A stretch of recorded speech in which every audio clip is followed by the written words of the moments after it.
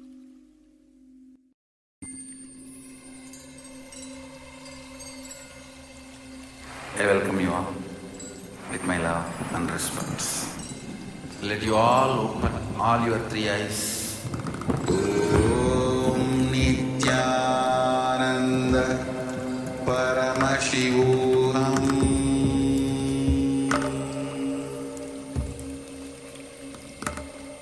Om Nityananda Paramashivoham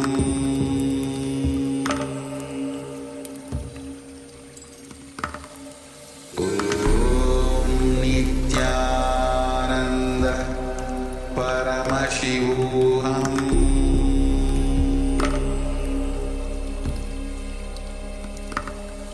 Om Nityananda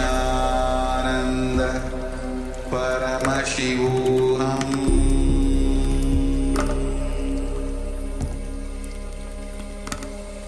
Om Nityananda Paramashivoham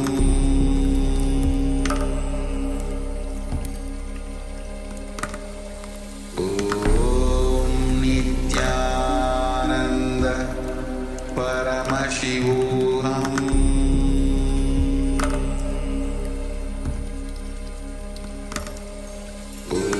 Om Nityananda Paramashivoham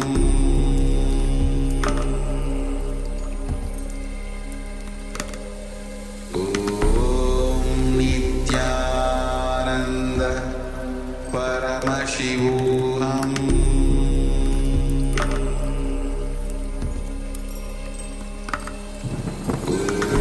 Om Nityananda Paramashivoham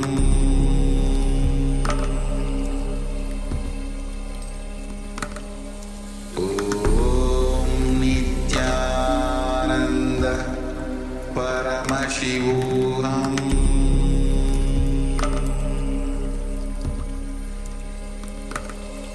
Om Nityananda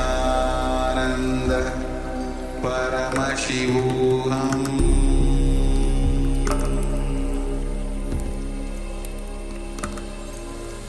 Om Nityananda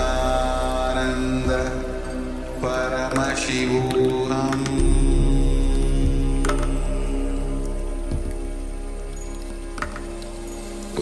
Om Nityananda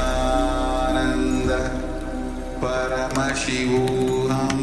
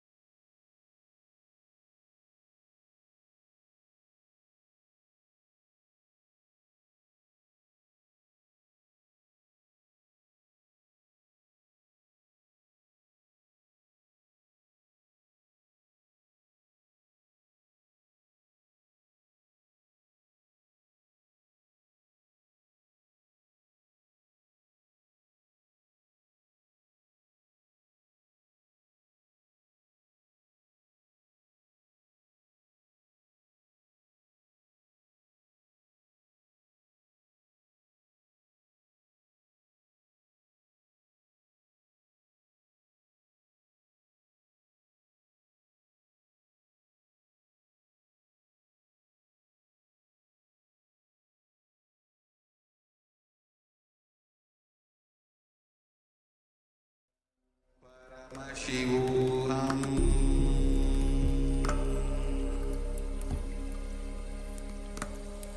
Om Nityananda Paramashivoham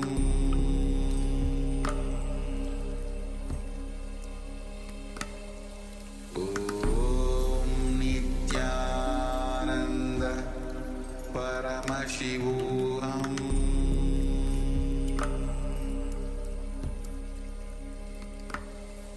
Om Nityananda Paramashivoham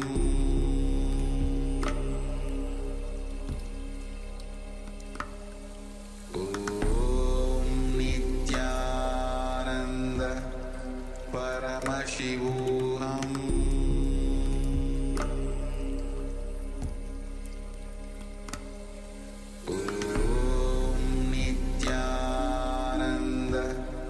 Paramashivoham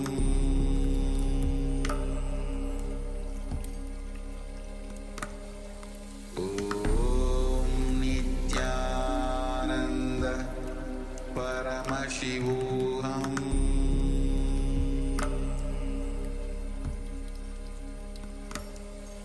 Om Nityananda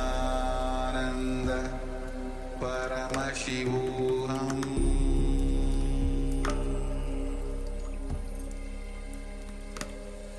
Om Nityananda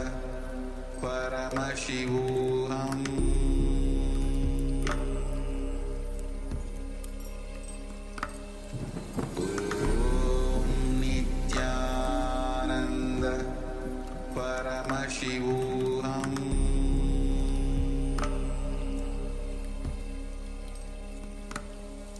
Om Nityananda Paramashivoham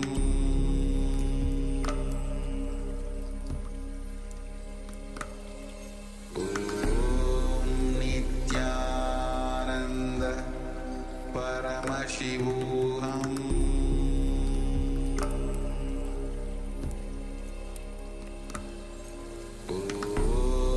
Nityananda Paramashivoham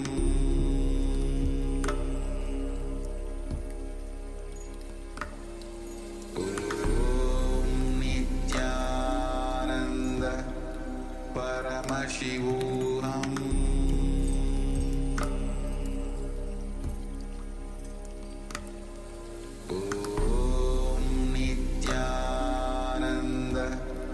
Paramashivoham Om Nityananda Paramashivoham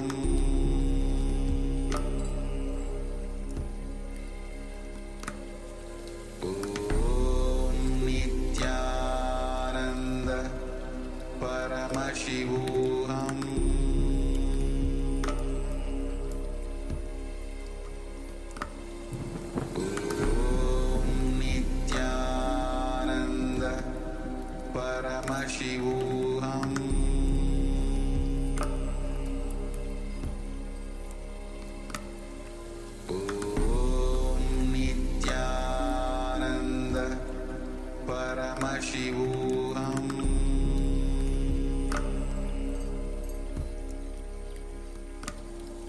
Om Nityananda Paramashivoham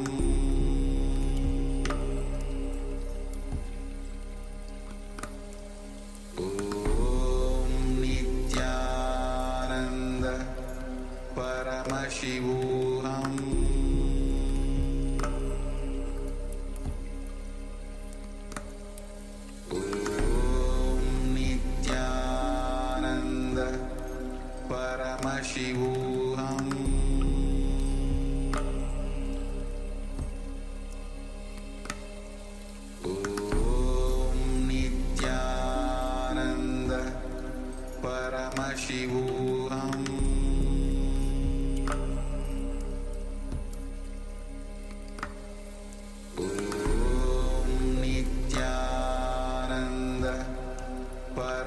Paramashivoham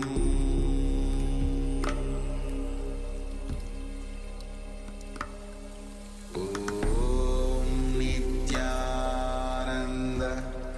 Paramashivoham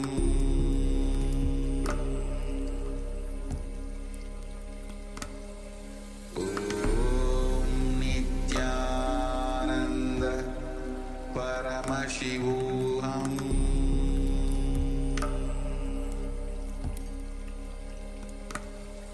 Om Nityananda Paramashivoham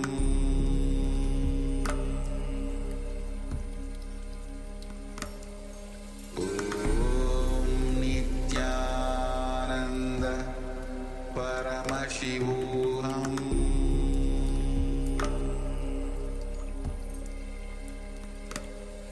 Om Nityananda Paramashivoham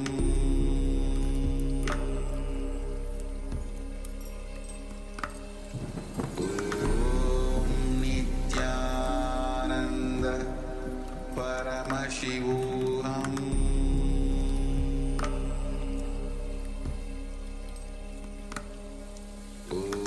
Om Nityananda Paramashivoham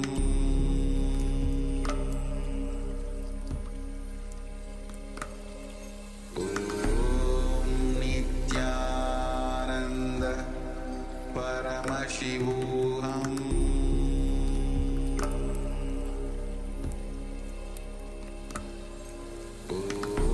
Om Nityananda Paramashivoham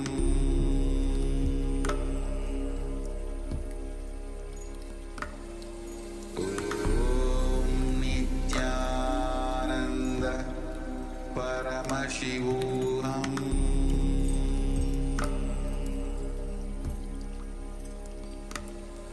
Om Nityananda Paramashivoham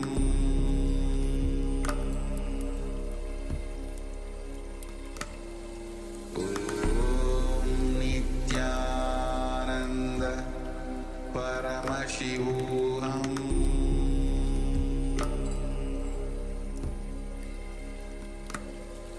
Om Nityananda Paramashivoham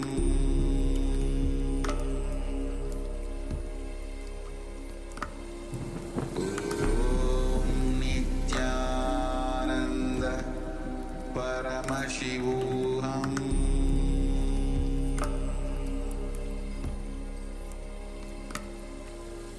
Om Nityananda Paramashivoham Om Nityananda Paramashivoham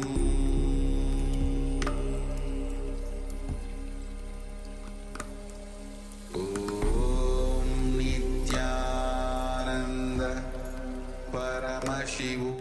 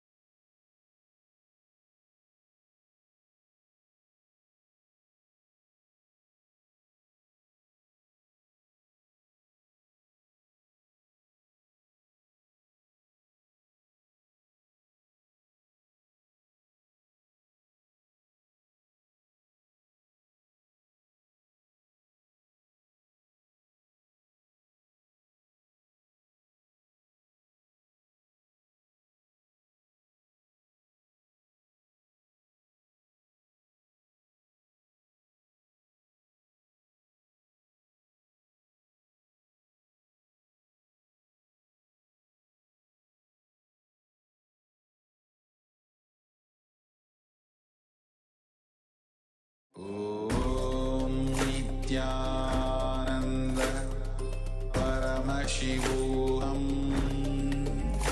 Om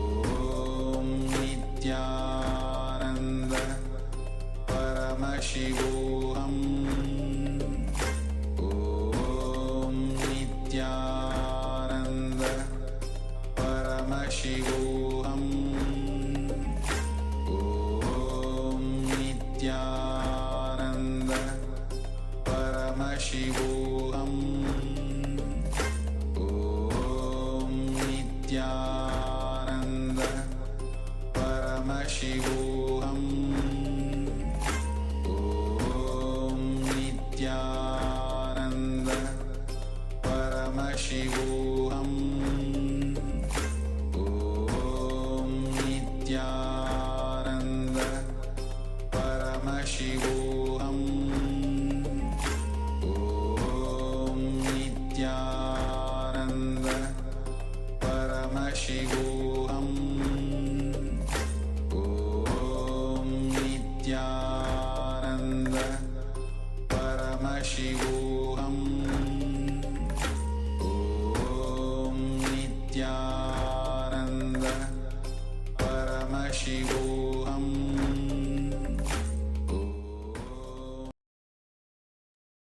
Yes. Sorry for the technical glitch. Now I hope all the participants are able to hear us.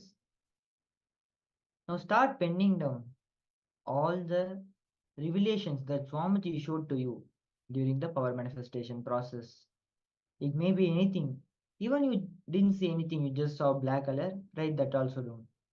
Because after when the verification process, we may not know what was projected. So start penning down everything. Don't think it could be this, it could be that. Don't think anything. Just start penning down everything that you saw. Even it would have come as a voice to you telling it may be this. Write that also down. You would have visualized something. Write that also down. Anything that you saw, just like that, write it down. Because you're just a channel that is getting the Swamiji's energy and manifesting these powers. Don't have any self doubt. Or don't think what others may think when if I get it wrong or something. There's no problem. All of us are just now training for the power manifestation. So you can start writing down everything that you saw. In few minutes, we'll be moving on into the verification process as well. We'll be projecting the image that was projected to the participants when they were blindfolded. Then you can also map it more clearly and you can do the verification. It could be any colors, shapes, scenarios, objects, anything it can be. Don't hesitate. Don't doubt yourself. Just write down everything that you saw. We'll be giving the participants a few moments to write down everything.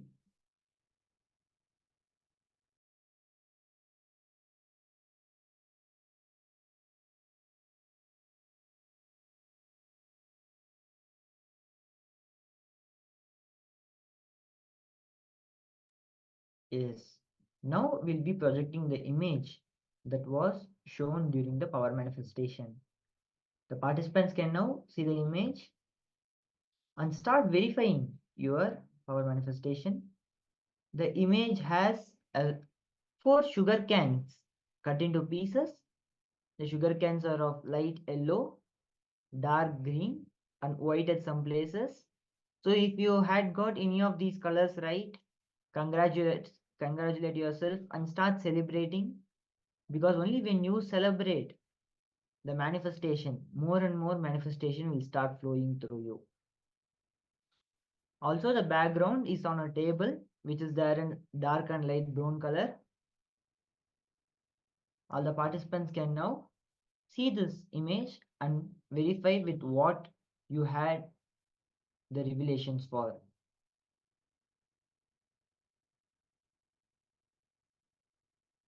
The third eye is like a dam that is currently blocked because of the toxins collected over the number of years. When we do all the meditation techniques, the kriyas, all the powerful cognitions, when we apply them practically and experientially in our lives, the dam, even though it is huge, will start getting a crack in it. It will be like drilling it bit by bit. So finally, one day, the dam has to collapse and all the powers will manifest. It will be like just a floodgates opening and all the powers rushing through you. So for that, we need to attend the Paramashivoham Dvitiya Vinyasa Krama that is happening every day and detoxify our full body. Also take Haritaki and castor oil do the Panchakriya every day in the morning right before Nityananda Yoga. All this helps you to detoxify your body more and more. When the detoxification happens in your body, the power manifestation will automatically start happening. So now we'll be moving into the next segment of the Paramashivoham program.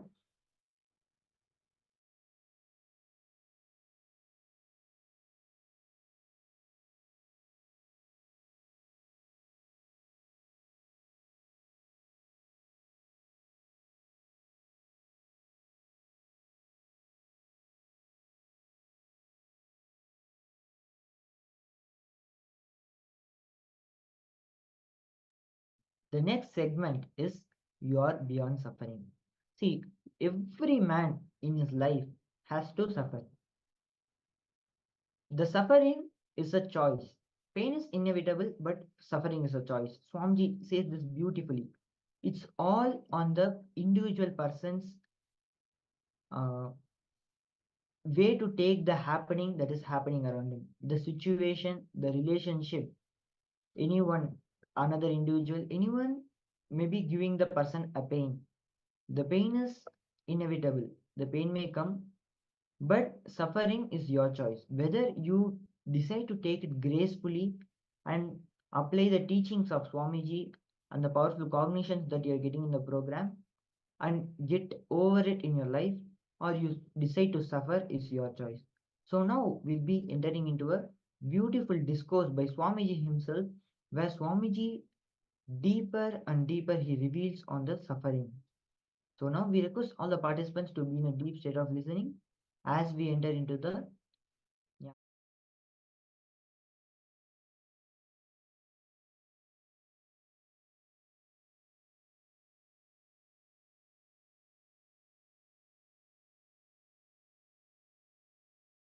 This is one of the important lesson you need to learn. Anything through which you try to maintain your identity will bring suffering. Yes. Anything. You may be holding on to some desire. You may be moving away from some fear. Anything you do to hold on to your identity will bring suffering. One of the biggest freedom I have in my life is I don't do anything to maintain my identity. It goes to dogs. I tell very clearly, understand? Maintaining the identity is the stick with which Maya controls you. How? Have you seen in the street, monkeys will be made to jump by the, what do you call him? Monkey trainers, yeah, you can call.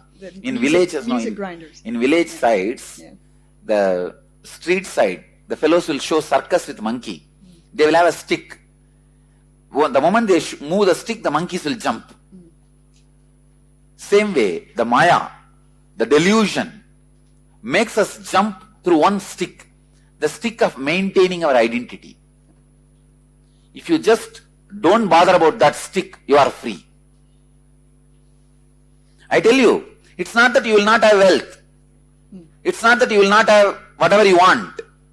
It's not that I don't have wealth. It's not that I don't have what I want. I have more than what I want. But nothing gives me suffering. But you guys have less than what you want and everything gives you suffering.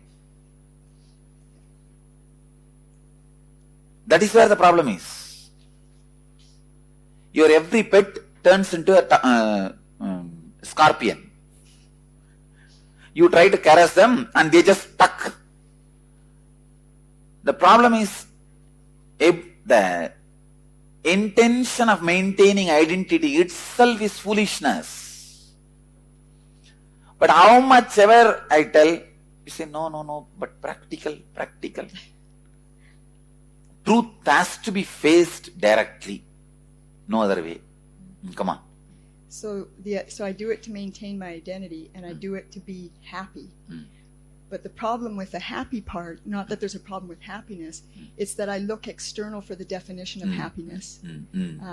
So what does everybody else have, and therefore that will make me happy if I have it.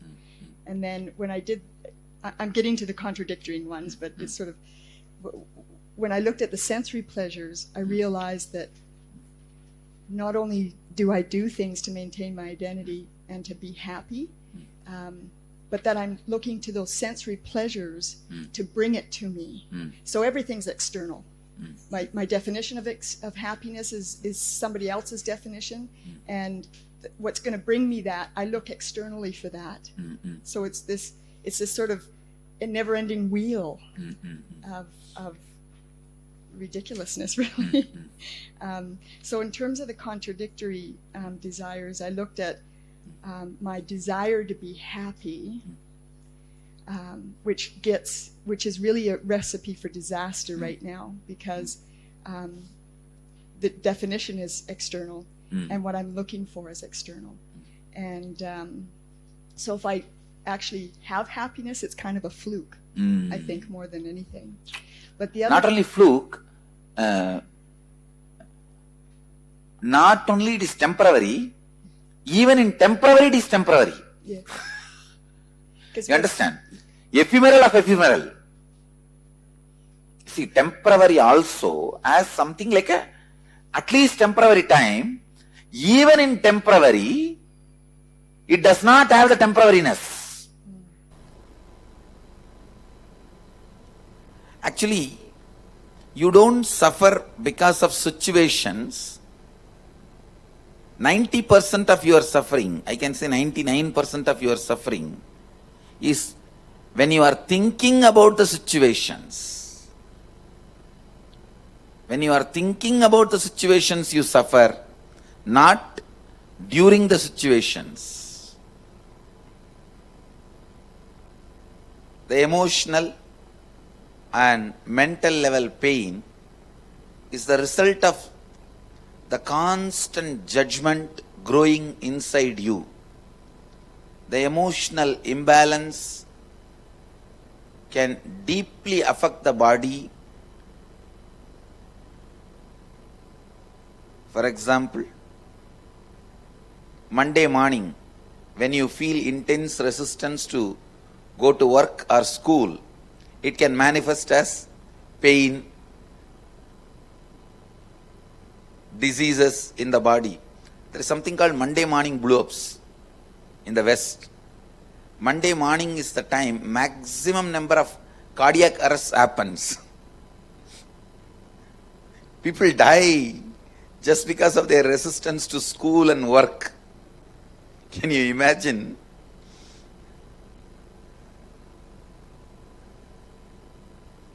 Actually, this going to work at particular time is one of the most powerful way to keep human beings slave. All the so-called civilizations use this as a method to keep human beings slave. And for you to obey, see, if you live integrity and you obey your words, commitment, your declarations, that will lead you to enlightenment. But if you know it is forced on you and the timing has to be followed, otherwise you can't survive, and you don't feel connected to the goal for which you are made to work. For example, you are working for a company, but you don't have a passion for that goal. You are just working, means you are nothing more than a slave. Fluoride is required to make you dull and make you slave. That is why use fluoride in their water. Please understand, fluoride and the time forced work, both are connected to keep human beings as slave.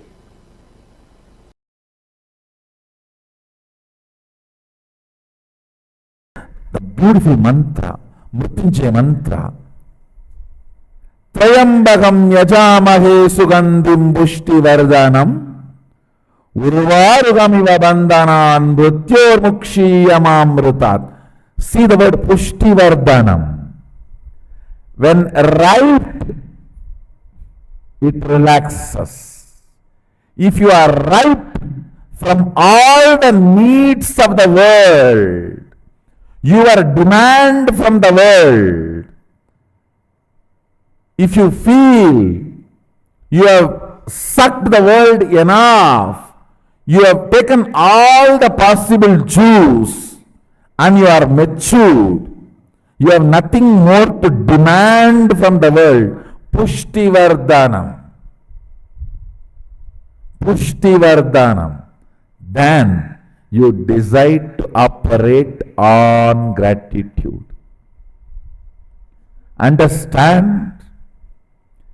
Till you decide to operate on gratitude, you have not yet completed your commitment, means immature relationship with the world. Till you are in the mood of sucking, till you are in the mood of demanding, I tell you,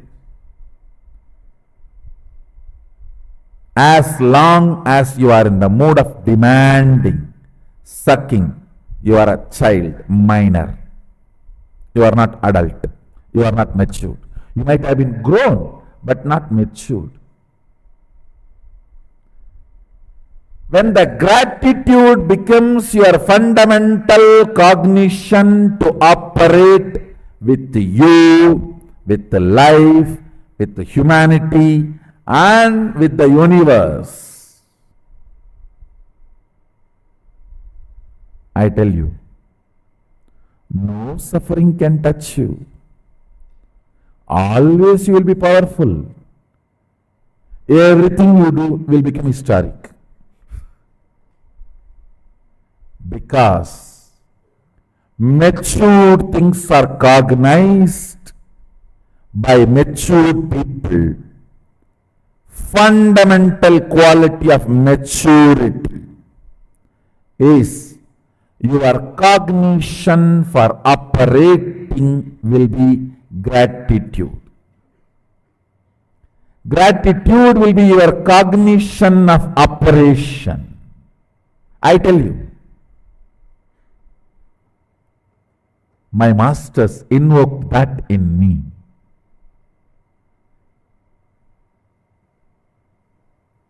The intensity with which they invoked that in me brought such tremendous maturity. Listen, matter, the external matter, because it is already dead, it functions only based on certain law of life. It does not have flow of life. Listen. It has a dharma, it does not have iyama. Listen. Iyama means flow of life. Dharma means law of life. The objects which has only law but no flow are called dead matter. Objects which has law and flow are called the conscious matter combination. Chit, Jadak, Grandhi, human beings. We have the possibility of flow and certain law. For example, if you drink poison, your body will be dead. Is a law. That is dharma. Yama, flow of life. If you want, any time you can excite yourself, enthuse yourself, make yourself happy, is the flow of life. Understand? Flow of life is free, joyful, exciting, enthusiastic expression of you. Yama. Flow of life is your freedom. Yama. Law of life is simple, straightforward rules, dharma. If something functions only based on law of life, it is dead matter.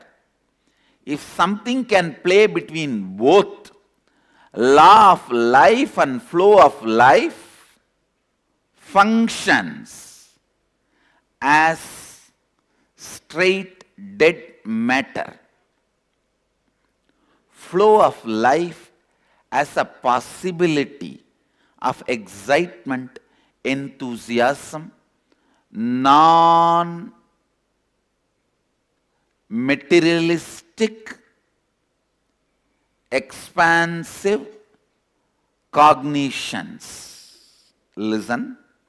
Non-materialistic, expansive cognitions are possible with flow of life.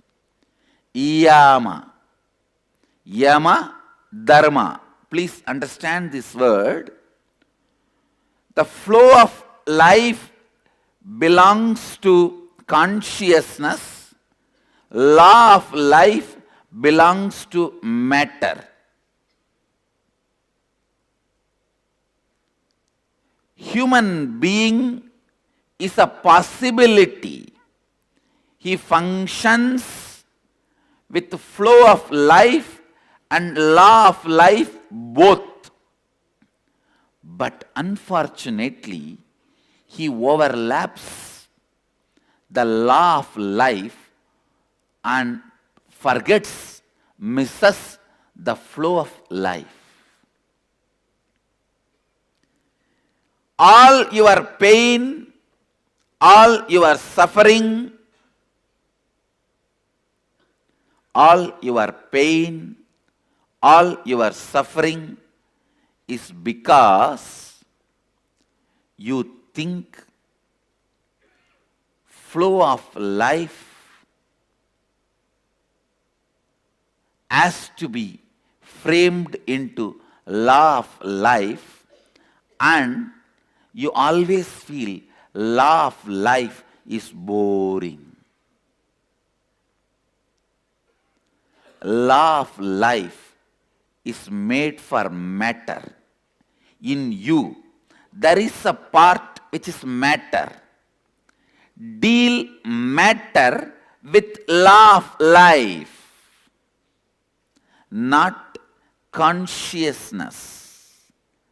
Consciousness need to be cognized constantly with flow of life.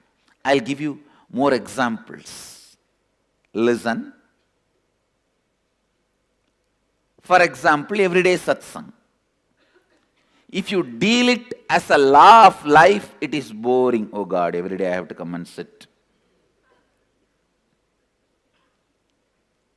Today I have a great attendance in satsang.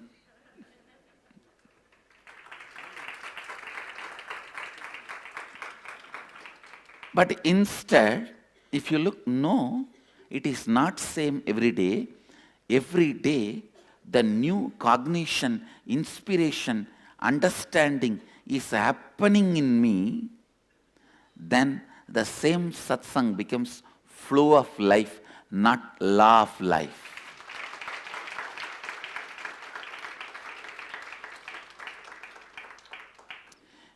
Even food can become boring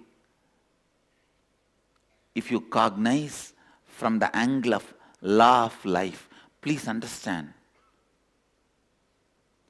So many youth who are born with silver spoon are committing suicide by middle age because they feel everything is boring. They've seen enough of food. Just for food, they fly hours together from country to country.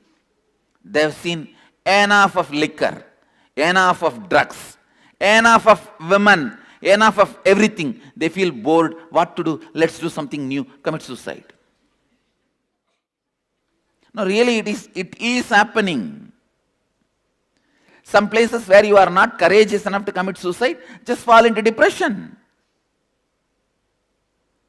Law of life, good, as far as you deal the matter. But if you project that on the consciousness, it makes life bored. No work, no working day is same. But you go on believing. You are constantly made to believe. Monday to Friday, it is all same. All the system which makes you a number. Listen. All the system which makes you a number tries to put you just into the law of life, dharma, is making you forget the flow of life, yama. At least 200 techniques Sadashiva is giving for completion, for various incompletions and various methods, process, procedures, systems, technique, for various background people and various genders and for variety of people. But let me put it on record. The most powerful completion technique is declaring with your will. I tell you, if you learn that through your willful declaration, bringing completion, you have mastered the science of completion. And no suffering can come to you anymore in the life.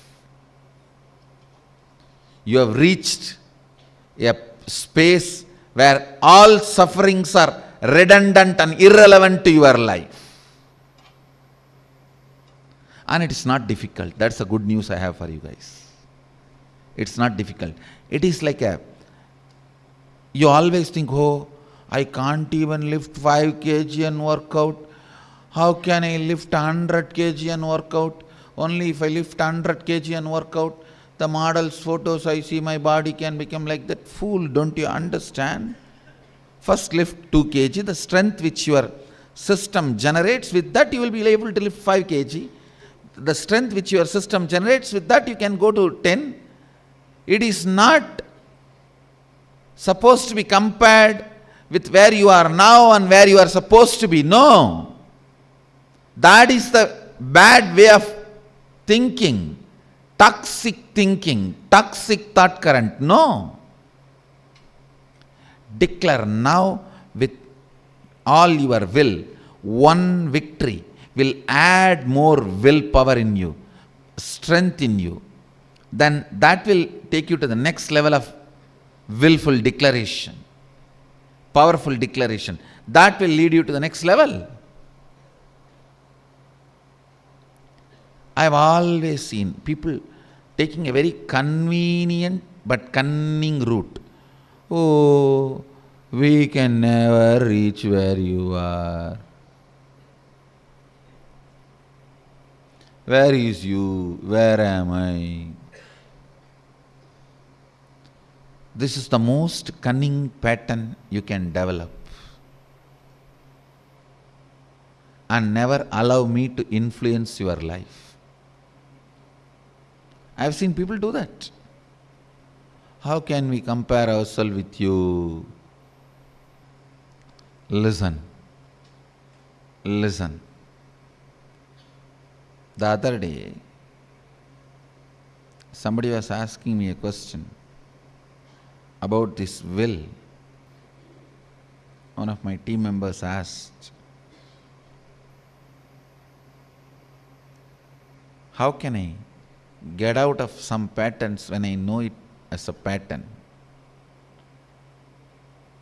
Understand. Be grown up. Be matured adult. When you know it as a pattern, just break it. Decide to drop it.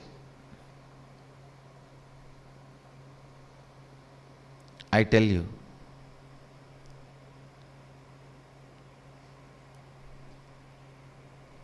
just by your will you can have completion. You are a matured,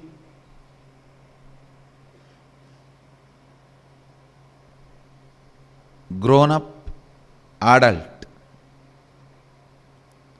Just by your will, if you can put your love or withdraw your love from some time, space, action, person, that is the ultimate maturity of emotion.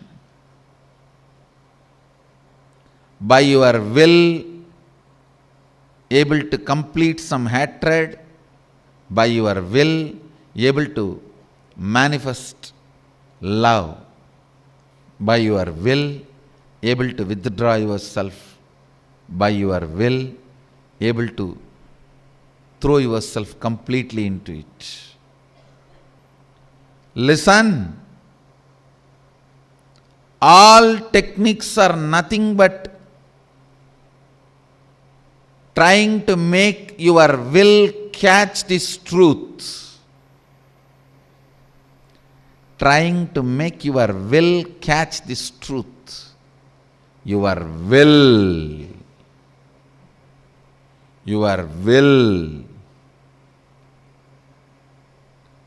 is the most powerful completion technique.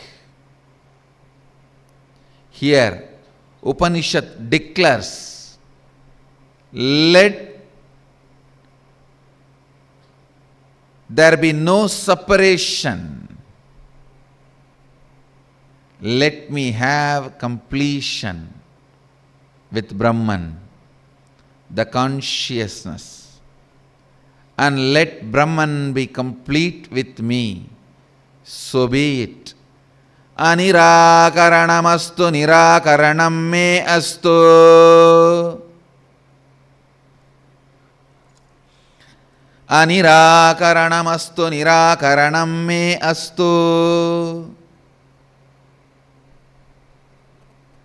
It is just declaration.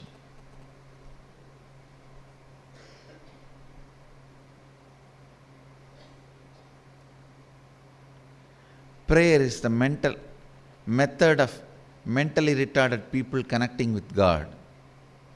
Declaration is the method of matured beings connecting with God.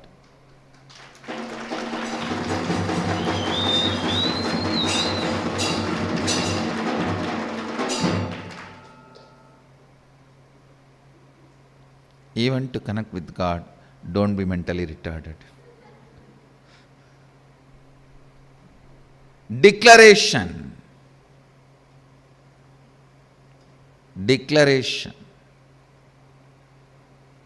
is the matured way of connecting with God.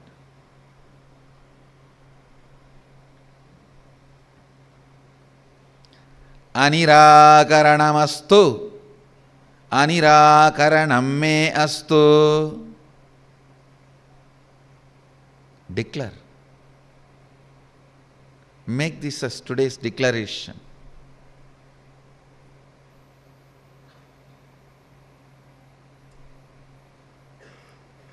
Tatatmani nirateya upanishatsu dharmaste.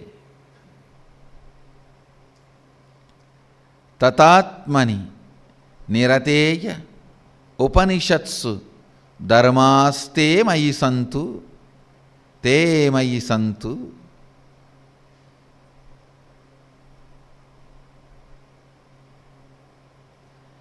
May all dharma, the sacred truths declared by Upanishads, be fully manifested and radiating in me. Let all that fully manifest and radiate in me,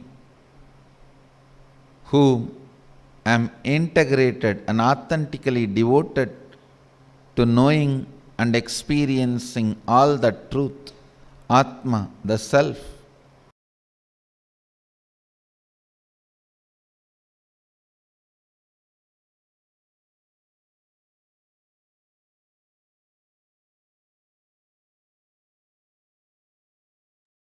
Yes, that was a beautiful revelation directly by Swamiji on the suffering. Now we'll be moving into the next segment of the process. Why suffering? All your pain, all your sufferings, all your sufferings is because you think flow of life has to be framed into law of life, and you feel law of life is boring. Law of life is made for matter in you.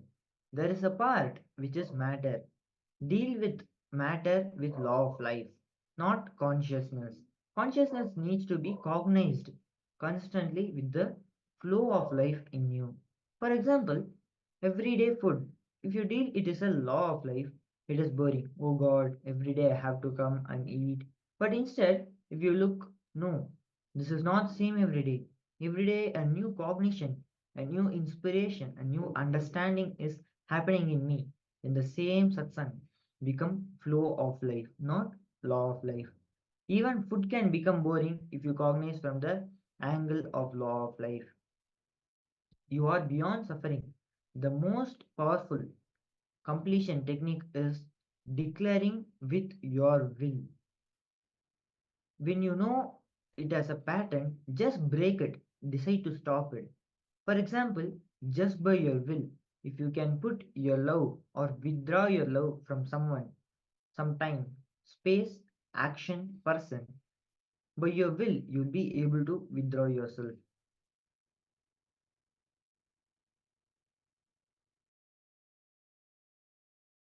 Yeah, you would have heard the stories from the Hindu history, like Kannagi, who lived in Madurai. Because of the injustice happened to her husband, she burnt that whole Madurai just by the will, the power of will. She ordered the nature, and the whole Madurai city got burnt, even though the it was under Madurai Meenakshi and the kings who was ruling the Madurai. But the woman with integrity, she declared that because whatever the injustice happened to her husband, she stood for that and declared with integrity. She declared. So just the whole city got burned. So like this, we can see so many examples in our Hindu history where this power of will manifested. So with that same context, let us drop all our patterns which is causing suffering in us in all aspects of our life. So let's enter into the internal exercise. Bring your awareness. If you notice that you'll always reach for your phone when you're bored, just stop it. Or you find that you always snack mindlessly in your kitchen, just say stop. Now we'll be entering an internalization process. If you have a pattern of procrastinating on work tasks, do not change your approach to that productivity. Look in and question what incompletion is driving me to postpone. See, we have multiple patterns in our day-to-day life, like this postponing pattern. If you take any project, you just defaultly our mind, our thought pattern will definitely postpone the project, thinking, oh, I don't have this enough resource, I don't have this money to do this. So just when this kind of things happening in your life, just look in and question what is the incompletion driving me to postpone this. So please take a few minutes and pen down what are the patterns you have and why you are postponing all these things. We'll also be projecting the instructions to the participants. Now,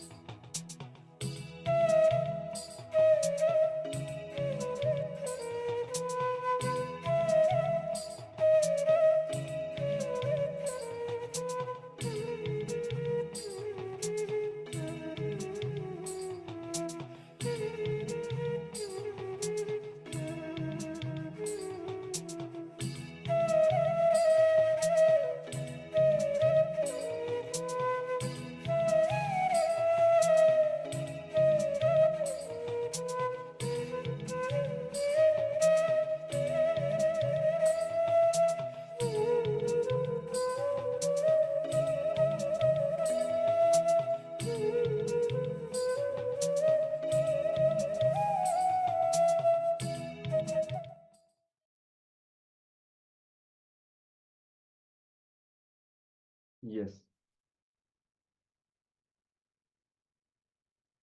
I hope everyone would have found their incompletion from the pattern wherever you have been stuck and your projects are not moving.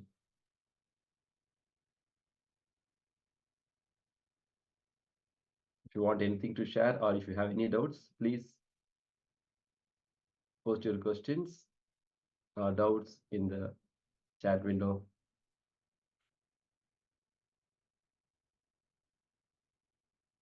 Janamba, hello Luxio, Masuntichu, can you please switch on your video? It really helps the acharyas when the participants are on camera, because we can guide them throughout the session and help all the participants when they are facing difficulties. So we request the participants to now turn on their cameras. Now we'll be moving on into the next process, which is the laughing meditation. Yes, this laughing meditation is basically done to come out of our worry.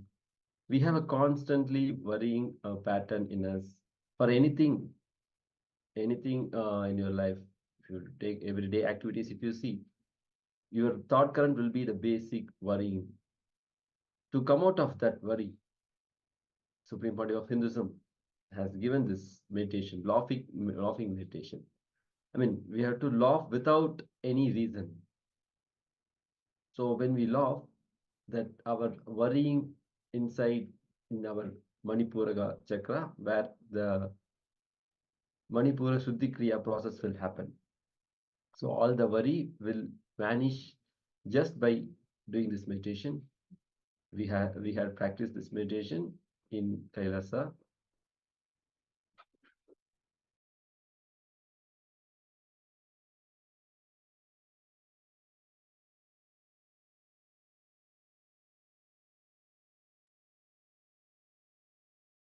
Okay, just you can go to some room where you won't be disturbed by others. Just laugh without any reason. Your laughter should be loud. Don't bother about anything. Okay, somebody may feel, what is this guy is doing? What are you doing? Please don't have that thought in your when you do this meditation. That's why take a place where nobody will be disturbing you. Now we'll be moving into the meditation process. So we request the participants to start laughing for the next 15 minutes. Don't have any reason for the laughing. Just it should come from deep within you, from the deep state of happiness, the joyfulness. Because when we laugh for a reason, it is for a reason. It will go off for a reason. It is not staying with us and giving us the bliss of the moment. So only when we don't laugh and we laugh without a reason, it will help us actually. Otherwise, it will just become like another joke and you just laugh and go. Only when we laugh without reason, it will actually help us. So now we request the participants to start this meditation.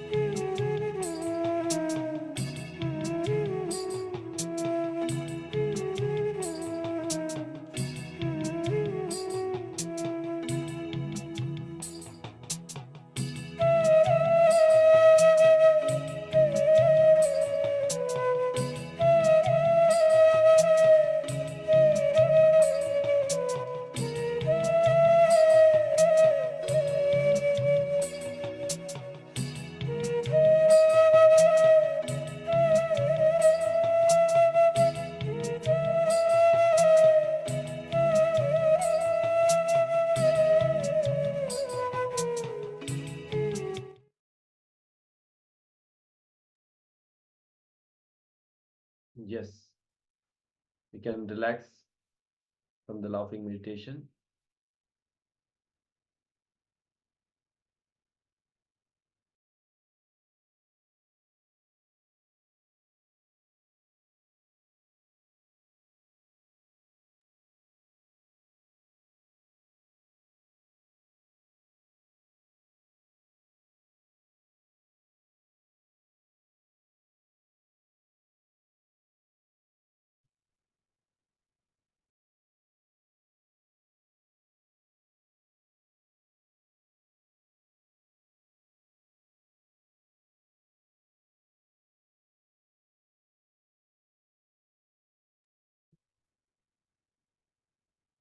Okay, now relax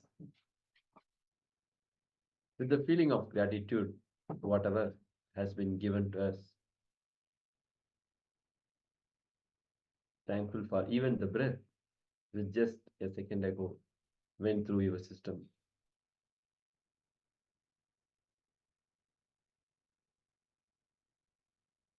Your being is nothing but energy. Life is a deep and personal experience.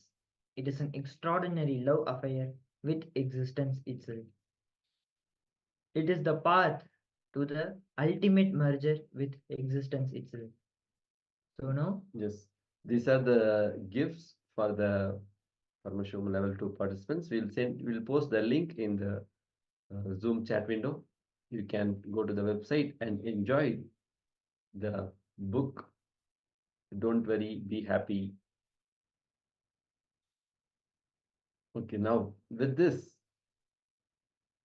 laughing and blissful mood, now let us enter into the power manifestation.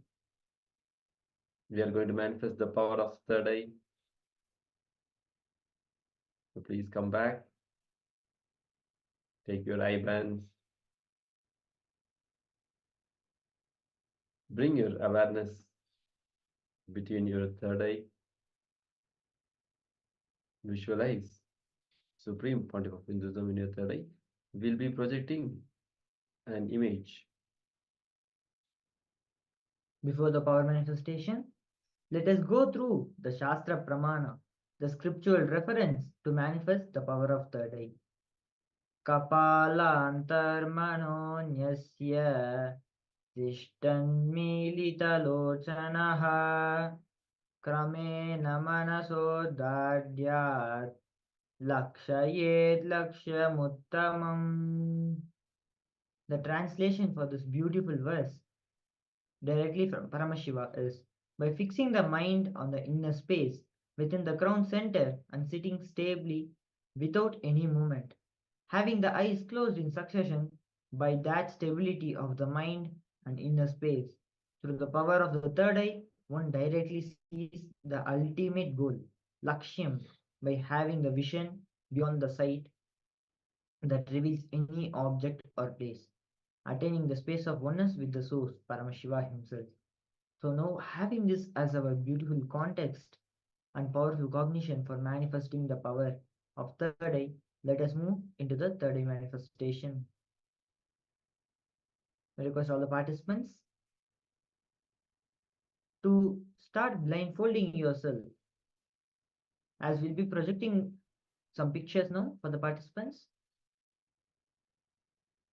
When you're blindfolded, chant the Mahavakya, Om Nityananda Paramashivoham, and start manifesting the power. Request Swamiji during the power manifestation to reveal what is there in the outside projected image. Now we Acharyas will be projecting an image for the participants to see and start manifesting the power. So we request the participants to blindfold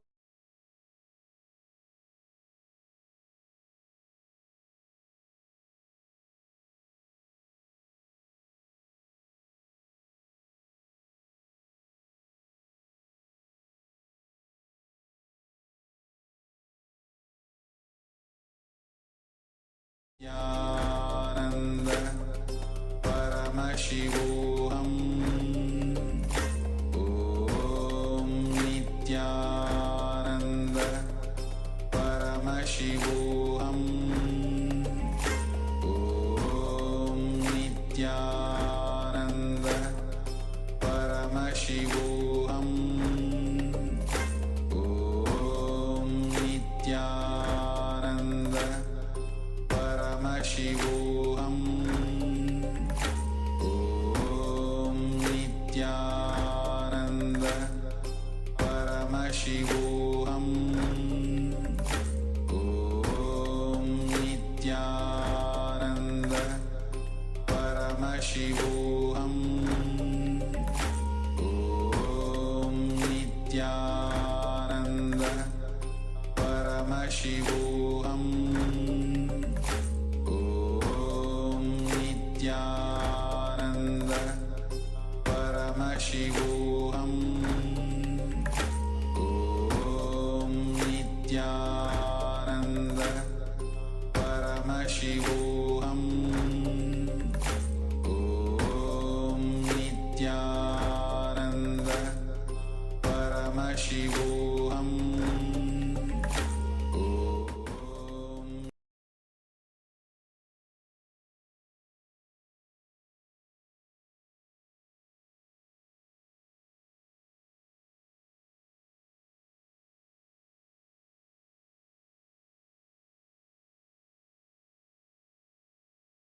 Nityananda Paramashivoham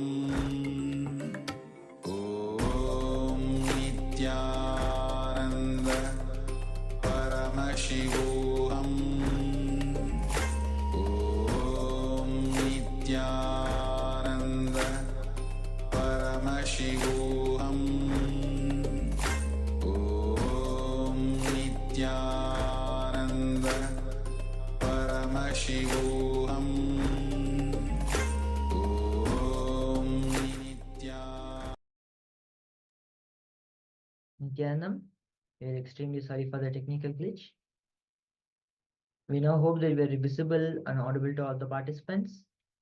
If you are visible to all the participants, just give a wave of hand just to confirm that we are visible and audible to the participants. Yes. So now we'll be projecting a picture for the participants to manifest a power, the power of third eye reading. So now we'll be projecting a picture. Connect with Swamiji and start manifesting.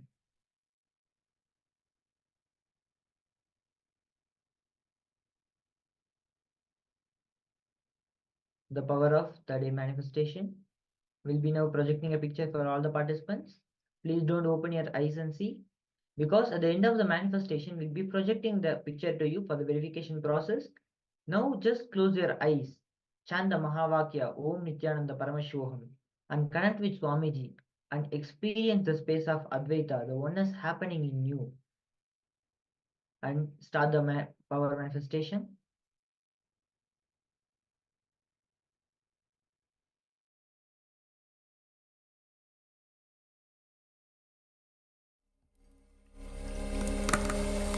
Om Nityananda Paramashivoham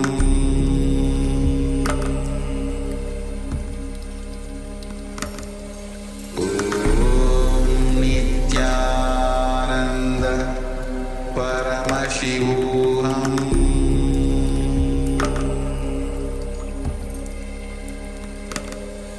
Om Nityananda Paramashivoham